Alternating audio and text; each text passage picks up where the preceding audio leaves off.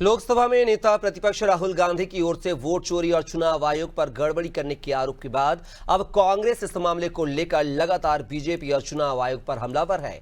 इसी कड़ी में झाबुआ में कांग्रेस ने विशाल कार्यकर्ता सम्मेलन का आयोजन किया।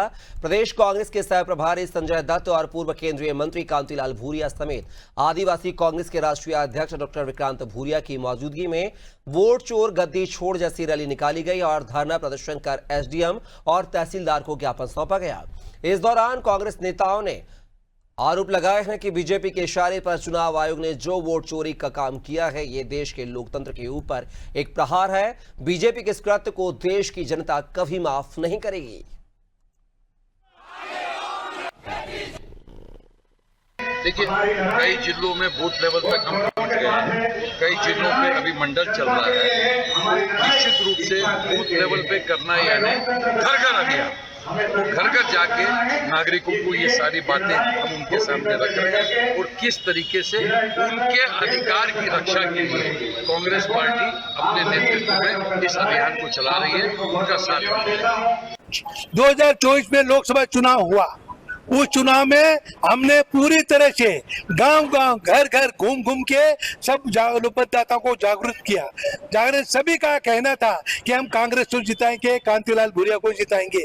ये लोगों का कहना था और हमें पूरा विश्वास था कि हम जीतेंगे। मगर इन वोट चोरों ने अंदर इतनी बेईमानी की तो जीता हुआ चुनाव हमको हरवाया और हारने वाले जीत गए। ये भारतीय जनता पार्टी का षड्यंत्र रहा। उस षड्यंत्र में हमारे अच्छे उम्मीदवार कार्यकर्ता हारे। तो अब लोकतंत्र की हत्या करने वालों को अब माफ मत करो। आने वाले समय में आप जागरूक हो जाओ और हर तरह से उनके हर कदम पे उनकी निगरानी रखनी है कि उन वोट चोरी हो नहीं पाए। ये हमारा कहना है।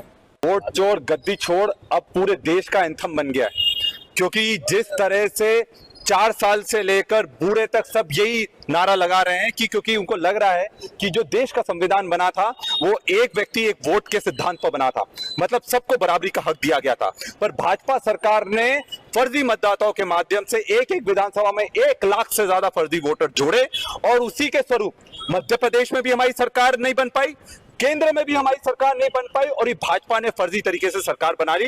पर जब राहुल गांधी जी ने इसका खुलासा पूरे देश में करा है तो बिहार जिस तरह से जाग गया है, बिहार जब जागता है तो पूरा देश जागता है। आज हर गली में वोट चोर गद्दी छोड़ का नारा गूंज रहा है।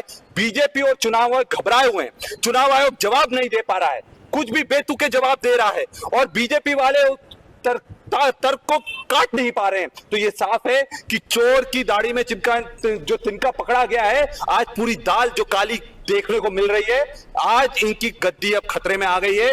लोग अब निकल गए सड़कों पर। तो जब लोग सड़कों पर निकलते हैं तो बड़े बड़े तानाशाह भी हिल जाते हैं और यही आने वाले दिनों में आपको देश में देखने को